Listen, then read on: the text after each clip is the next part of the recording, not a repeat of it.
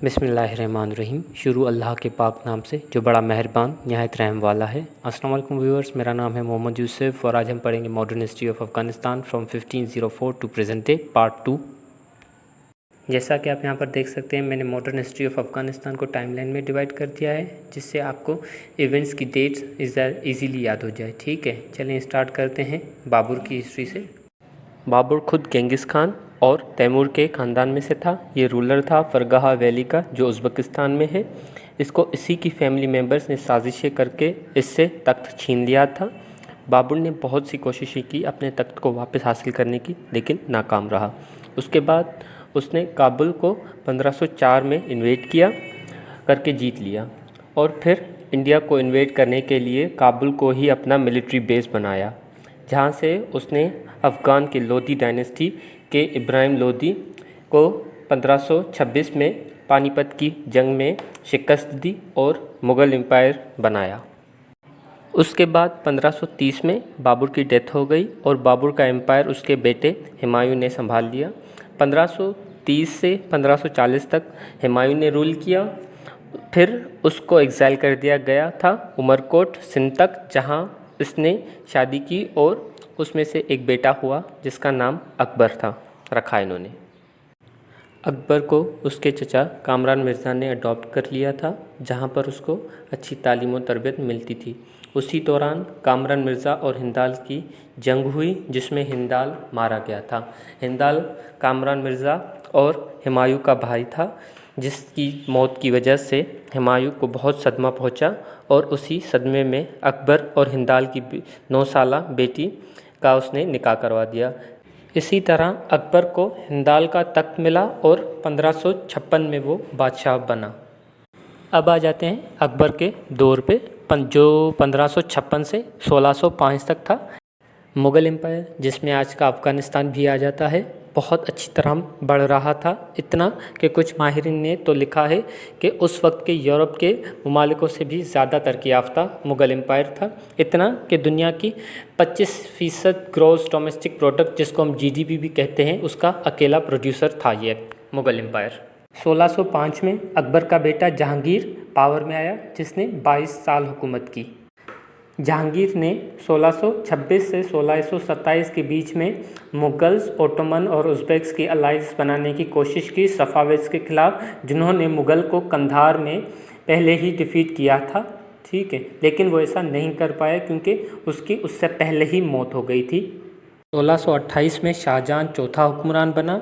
इसके दौरे हुकूमत में इसको बहुत सी बगावतें रोकनी पड़ी और उसके अलावा 1630 से 32 तक बहुत बड़ा अकाल भी पड़ा था, जो 3 बड़ी फसलें ख़राब होने की वजह से दक्खन गुजरात में पड़ा था। 1638 से 1648 तक शाहजहां और उसके बेटों ने कंधार सिटी सफ़ाविद से जीत ली थी, जो पहले ही मुग़ल एम्पायर का हिस्सा था, जहां से मुग़ल एम्पायर की बिगनिंग हुई थी।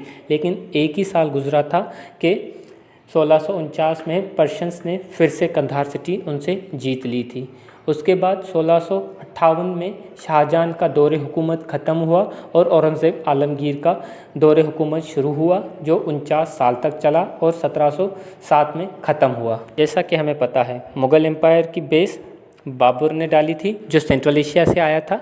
लेकिन जैसे ही इंडिया पे उसकी हुकूमत हुई, उन्होंने अफ़गानिस्तान को उनके लोकल रूलर्स पे छोड़ दिया, जिसकी वजह से अफ़गानिस्तान इम्बैलेंस ही रहा है आज तक हिस्ट्री में। अलबत्ता मुग़लों ने अफ़गानिस्तान को इतनी अहमियत नहीं दी जितना देनी चाहिए थी, लेकिन उसके बावजूद भी हिकमत अमली के लिहाज से जिन इलाकों पे काबू रखना ज़रूरी था, जैसे कि हिंदू कश पहाड़, उन पे मुग़लों ने सफ़ाविद से काफ़ी जंगें लड़ी उसको सिर्फ़ काबू में रखने के लिए। काबुल कंधार वाला इलाका भी हिकमत अमली के लिहाज से बहुत इम्पोर्टेंट था। मुग़लों और सफ़ाविद्स के अलावा एक छोटा गिरोह उज़्बेक्स का भी मुकाबले में शामिल था, जो अफ़गानिस्तान के मगरबी इलाके हेरत, शुमाली और उन छोटे इलाकों जिन पे मुग़लों का पूरा काबू नहीं था, उनके लिए लड़ रहा था। 17वीं सदी शुरू होते ही मुग़लों ने हिंदू कश को उज़्बेक्स के लिए छोड़ दिया। अब 1708 से 1709 इसी दौरान मीर वेस होटकी ने अफ़गानिस्तान को आज़ादी दिलाई पर्शियन से कंधारा जीत के। उसके बाद 1713 में पर्शिया ने अपनी 2 बड़ी आर्मी भेजी कंधार को फिर से जीतने के लिए, लेकिन उनमें भी इनको हार ही हुई। 1715 में मीर वेस की डेथ हो गई और उसके बाद उसके भाई अब्दुल अज़ीज़ ने तख्त को संभाला जब तक मीर वेस के बेटे महमूद ने उसको कत्ल न कर दिया। 1722 में जंगे गुलनबाद में महमूद ने पर्सिया की दारुल हुकूमत इस्फ़हान पे कब्ज़ा किया और ख़ुद को पर्सिया का किंग मुकर्रर किया। 1725 में अशरफ, जो कि महमूद के चचा अब्दुल अज़ीज़ का बेटा था, महमूद को कत्ल किया और ख़ुद को पर्सिया का हुक्मरान बनाया।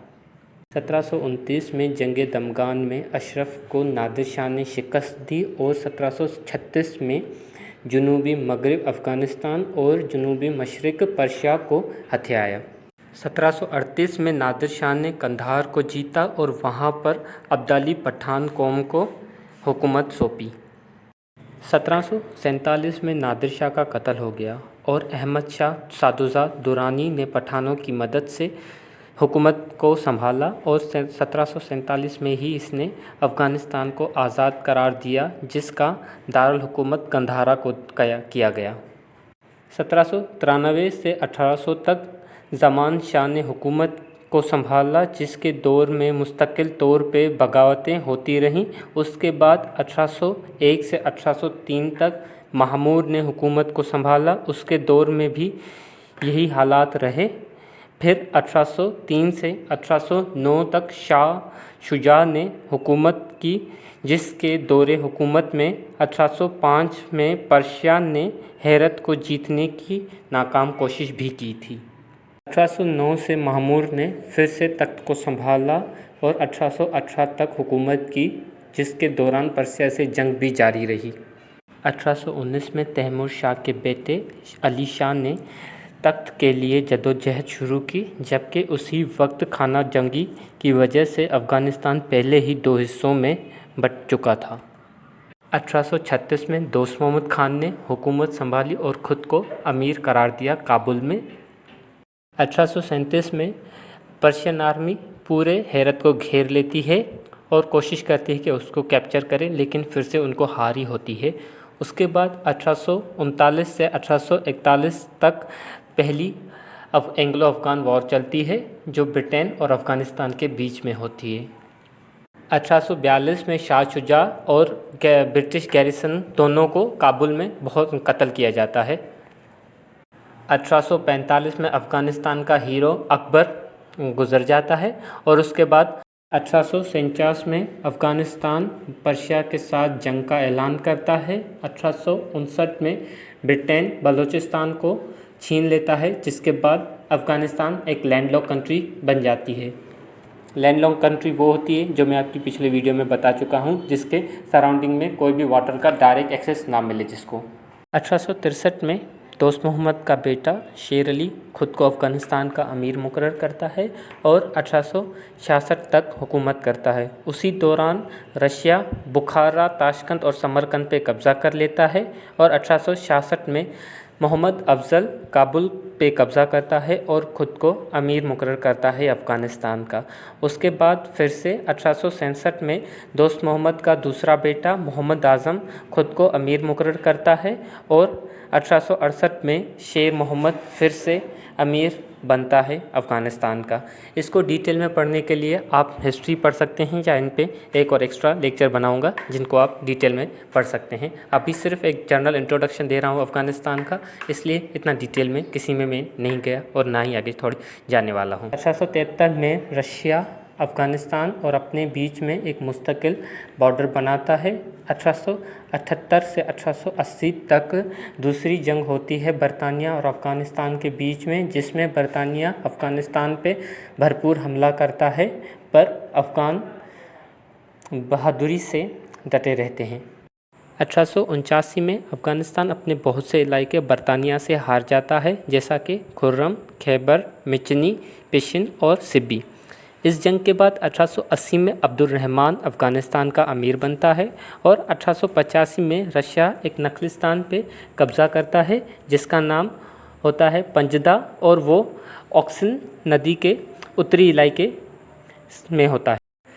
इसके बाद 1893 में अब्दुल रहमान की डेथ हो जाती है और उसका बेटा हबीबुल्लाह अफ़गानिस्तान का अमीर बनता है। 1893 में बरतानिया और रशिया के बीच में एक एग्रीमेंट साइन होती है सेंट पीटर्सबर्ग के नाम से, जिसके मुताबिक रशिया का अब अफ़गानिस्तान में कोई इन्फ्लुएंस नहीं रहेगा।